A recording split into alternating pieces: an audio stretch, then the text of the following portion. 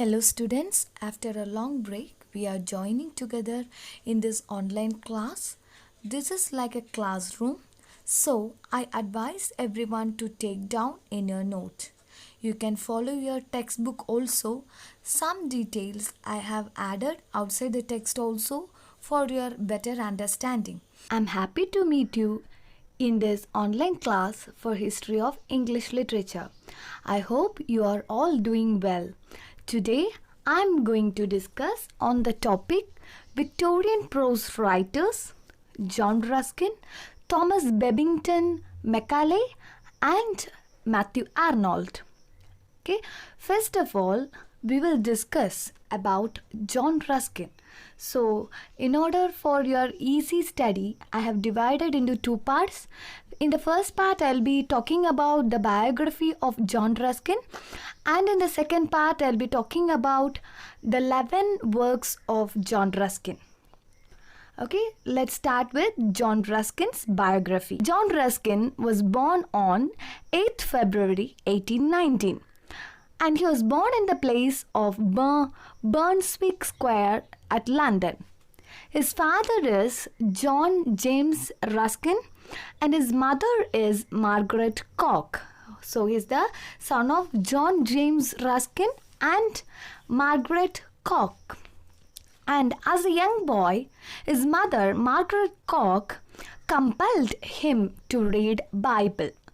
And he studied in the Oxford, and in the year 1839 he won a prize for poetry called Newdigate Prize.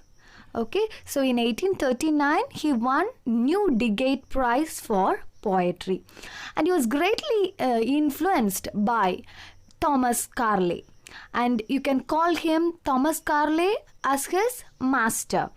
And his interest lies in art, architecture, political economy and socialism. Okay, and I already told you from the childhood itself he was studying Bible, so he was immensely interested in Bible also, and is greatly associated with art and architecture and painting. Okay, so as he grown a lot of interest in painting and buildings, he established a school called Ruskin School of Drawing. Okay, so he has established a school of drawing called Ruskin School of Drawing, and he is rightly called as prophet of modern society. So who is the prophet of modern society? It's John Ruskin. Okay, so about his death, as his health started failing, he died at his home in Coniston Water in Lake District in the year 1900. So when did he born? In 1819 on February 8th, and his death was in the year 1900. Okay, and let us now move on to his works. So I told you I'm going to talk about 11 works of John Ruskin. So now we are going to discuss about John Ruskin's 11 works. Okay, and the first work that I am going to discuss is a poem written by John Ruskin, for which he won the Newdigate Prize. As I told earlier, in 1839 he won Newdigate Prize for poetry. So the poetry is Salsette and Elephanta. Okay, I'm going to spell it out: SALSATTE, Salsette and Elephanta, ELEPHANTA, Salsette and Elephanta, and this poem won Newdigate Prize. The second work that I am going to discuss is Modern Painters. So this is the very important work of John Ruskin. So this work consists of total 5 volumes. Okay, so this work contains 5 volumes of books, and this is written in defense on a work of a particular painter called J.M.W. Turner, Turner. I want all of you to use your notebooks, which I asked you for an assignment, you remember? So you write it down in your notebook. J.M.W. Turner, and he is a painter, and he expounded, that is John Ruskin expounded the principles of landscape painting. So as I told earlier, he's very much interested in art, architecture, painting, so these kind of things. Okay, so he is expounding the landscape or the principles of landscape painting, and he had a lot of liking with Pre-Raphaelite Brotherhood. So what is Pre-Raphaelite Brotherhood? So Pre-Raphaelite Brotherhood is a group of painters and poets who were painting and writing poetry during this particular time. Okay, he had a lot of likeness towards Pre-Raphaelite Brotherhood, and he tried to connect truth, beauty, and divinity together. So he is connecting truth, beauty, and divinity together.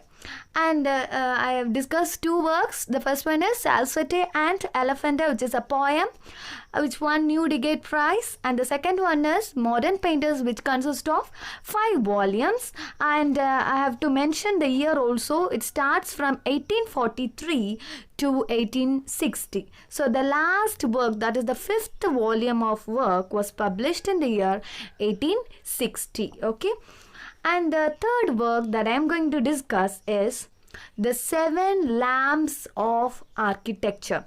So from the title itself, you can see his interest is on painting, like modern painters. And the next one is architecture, something related to architecture. The 7 Lamps of Architecture. This is published in the year 1849. And from this work, you can see he is greatly interested in architecture, as I told earlier. And he shows his opposition to architectural restoration. What is architectural restoration? Restoration of architecture and buildings. That is, if some building is burnt and he is not supporting for something called reconstructing it. Okay, so the 7 Lamps of Architecture shows his opposition to architectural restoration. Okay, then the fourth work that I am going to discuss is The Stones of Venice. So this is yet another book which has 3 volumes. The first book with 5 volumes is Modern Painters, and this book contains 3 volumes.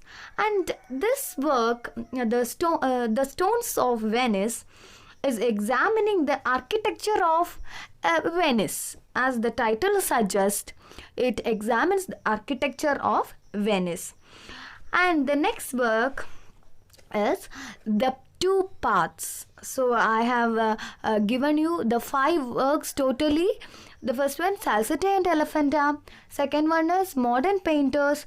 Third one is The 7 Lamps of Architecture. The fourth one is The Stones of Venice. And the fifth one is The 2 Paths. So in the 2 Paths, he is giving a study of history of art, which is led to the study of social conditions. So 2 things, 2 kind of paths. One is history of art, another one is study of social conditions. Okay, and his interest now arose to practical problems. So till now he was interested in painting, architecture, everything, and in the 2 paths he now shows the interest towards practical problems.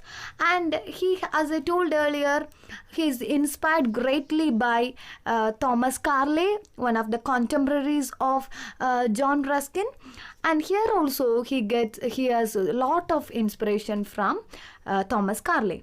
And the next book that I am going to discuss is Unto This Last. So the title Unto This Last is taken from Bible, from the book of Matthew chapter 20 verses 27 to 30, And the verse is within quotations, please write, I will give unto this last, even as unto thee. I will give unto this last, even as unto thee. So this is a verse from Matthew 20:27 to 30. You can see in this chapter 20:27 to 30. And here it is the parable of the workers in the vineyard. So the title unto this last is taken from the Bible. And this unto this last is a prose work which contains his essays and which is published in a magazine called Cornhill. So Cornhill, Cornhill, Cornhill magazine. Okay, and unto this last is an prose work which has been published in a magazine called Cornhill. Okay, and the next work is Munira Pulveris. Munera, Munira Pulveris, Pulveris. So this is an essay collection written in the year 1862, and it is also called as Gifts of the Dust. So it contains totally 6 essays on political economy. Okay, and Munira Pulveris is containing 6 essay collection, and the next work is Time and Tide by Weir and Tyne. Time and Tide by Weir, Wear, Weir and Tyne, Tyne. So this is a work which is written to Thomas Dixon as a form of letter. So who is Thomas Dixon? Thomas Dixon is a cork cutter in Tyne and Wear, a place called Tyne and Wear. Okay, Thomas Dixon is a cork cutter in Tyne and Wear, and this is a letter which is addressed to Thomas Dixon, and it contains total 25 letters, and it is also addressing to working men of England. Okay, so this is a letter which is written for Thomas Dixon, which contains total 25 letters. Okay, and there is another work like the same also, that is the next work called Fors Clavigera. Fors, Fors Clavigera, Clavigera, Clavigera. So this is also a series of letters written to British workingmen of 1870s. So as I told earlier, Time and Tide by Weir and Tyne. So this work is also similar to that. Okay, and the next work that I am going to talk is Sesame and Lilies. Sesame, Sesame, and Lilies, Lillies. So this is published in the year 1865. And here you can find his ethical teaching. Okay, it contains 2 famous essays. The first one is Of King's Treasuries, and the second one is Of Queen's Garden. So these 2 essays are very important. So this is actually a lecture delivered by John Ruskin at town halls at Manchester. So he delivered a lecture in Manchester in the year 1864, and these 2 are collected in the year 1865, just 1 year later. So Sesame and Lilies contain 2 lecture, and the 2 lecture are Of King's Treasuries and Of Queen's Garden. Okay, the next work and the final work is The Crown of Wild Olive. The Crown of Wild Olive. This is published in the year 1866, and it contains 4 lectures on 4 subjects. Okay, so this one contains 4 lectures, and Sesame and Lilies contains only 2 lecture. Okay, which is delivered in Manchester. And here the subject are, the first one is work, second one is traffic, third one is war, and the fourth one is the future. Okay, so 4 subjects. The lectures, 4 lectures based on 4 subjects are work, traffic, war, and future. So here I'm going to end the works of John Ruskin. Let us recall the works: Salsette and Elephanta, Modern Painters, which contains 5 volumes. Then the 7 Lamps of Architecture. The fourth one, The Stones of Venice, which contains 3 volumes. And the 2 parts. The 2 parts, which contains 2 parts, which are the history of art and his study of social conditions. Then the next one is Unto This Last. And the 7th one is Munira Palvaris, also called as Gifts of the Dust. And the 8th one is Time and Tide by Weir and Tyne. The 9th one is Force Clavigera. This is also a letter like Time and Tide by Weir and Tyne. And then 10th one is Sesame and Lilies, which contain 2 lectures of King's Treasuries and of Queen's Garden. Then the last one is The Crown of Wild Olive. So now we are going to deal with the characteristics of John Ruskin's writing. So the first characteristic is his writing are miscellaneous in character. Okay, the first point is all his writings are miscellaneous in character. His works falls into 2 divisions. Mainly, the first division is his writings before 1860. Okay, his writings before 1860s and his writings after 1860. Okay, and that means the works which falls under writing before 1860 are Salsette and Elephanta, Modern Painters, The 7 Lamps of Architecture, The Stones of Venice, The 2 Paths, and Unto This Last. Okay, nearly 6 books comes under the year before 1860s. Okay, these books are based on art. So if you go through the works, you can see all these works are based on art, architecture, painting. Okay, the next category, that is after 1860, you have the Munira Palvaris is an essay, Time and Tide by Weir and Tyne. The next one is Force Clavigera. The next one is Sesame and Lilies and The Crown of Wild Olive. So these books, you can see his perspective of social and economic and ethical questions. Okay, so these subjects, he has based his writing on social, economic and ethical kind of writing. Okay, and the next point is his writings are practical, very much practical in teaching, and he has also written logically and which contains moral foundation. And the next thing is he is of the view that true art is inspired by noble national aims.